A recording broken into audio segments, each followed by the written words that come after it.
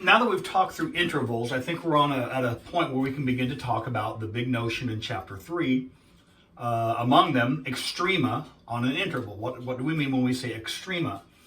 Well, let's start with let f of x be a continuous function on an interval I, and let I contain the value c. So we have a continuous function defined on some interval, and c is a value in that interval. Then, we have a set of terminology we're going to begin to discuss. We can say f of x, or f of c rather, f of c is a minimum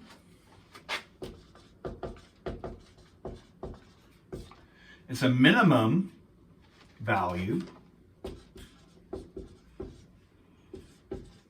for f of x if, and then we have a requirement. So we can be an f of c is a minimum value for the function if, and here's the requirement, if f of c is less than or equal to f of x for all x in the interval. Now that is a bunch of symbols and a bunch of terminology. But a picture is worth at least 1,000 words, and I don't know about 1,000, but it's worth about a dozen or so. Let's see if we can find this out here. So suppose we have this picture. Here's my interval, A, B.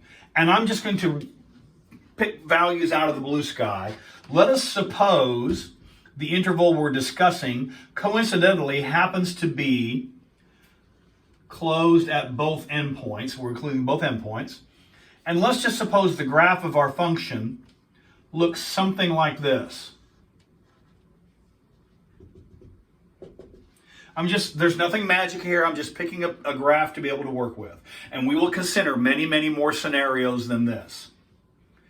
And so what are we talking about? F of c is a minimum. Now, first off, we need to have a value c needs to be contained in the interval. So in my picture, I'm not talking about a value for c out here or a value for c out here somewhere.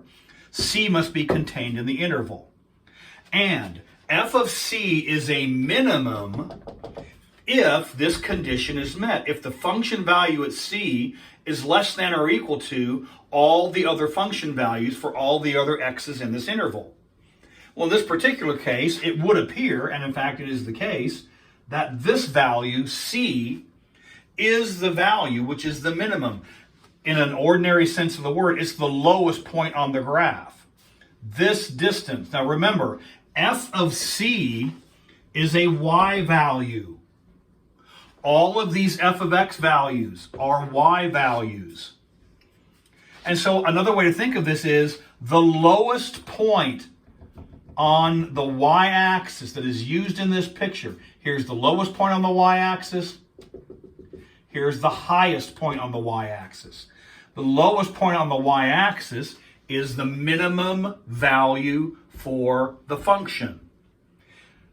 And what we're saying is f of c is that minimum if, in fact, it is the least value, that's less than or equal to all the other values.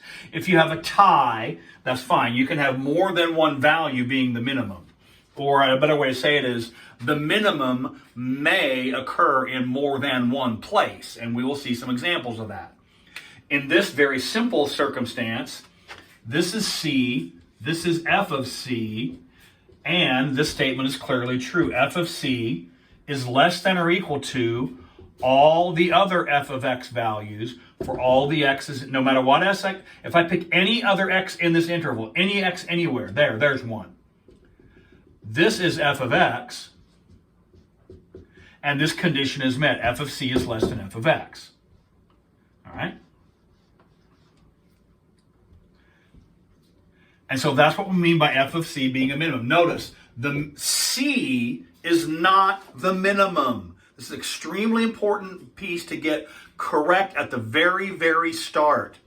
One of the most common errors students make is you give a nice, simple little picture like this, and you ask a straightforward little question, and you think this should be an easy one. Everybody should get this right, and then some folks don't. The question is, what is the minimum value? And students will say C. That is wrong. The minimum value is not C. The minimum value is f of C.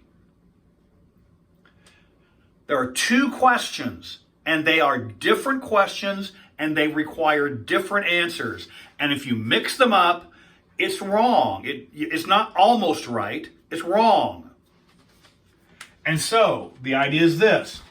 What is the minimum? That's one question. Here's a different question.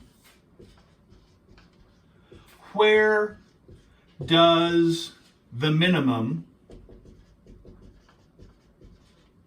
occur? That's a separate question. We're so used in our society, in all sorts of areas, we're so used in our society, a person asks a question, and the person responding answers a different question. If you're asked this question, you need to give an answer to this question, not that one. If the question is, what is the minimum? Or more explicitly, what is the minimum value? Boy, if you can't smell multiple choice coming on an exam, you're not sniffing very hard. Because you know, as sure as you're sitting there, I'm going to be asking this. I'm going to give you a picture like this and ask this question. Just to make sure that you picked up the point I'm belaboring right now. What is the minimum value? Your answer needs to be a y coordinate, f of c. Where does the minimum occur? Your answer needs to be an x coordinate. The minimum value occurs at c. The minimum value is f of c. Those are different questions, those are different answers, and you should never ever get those two mixed up. If the question is, where does it occur? And very often that's the question.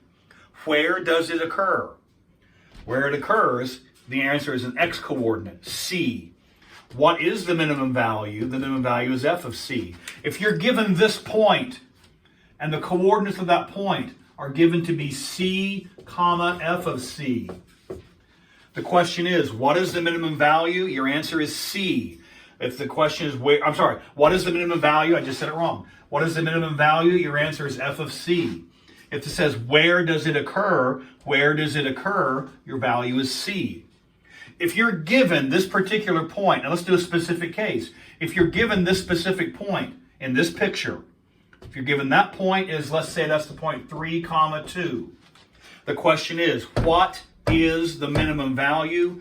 The minimum value is 2.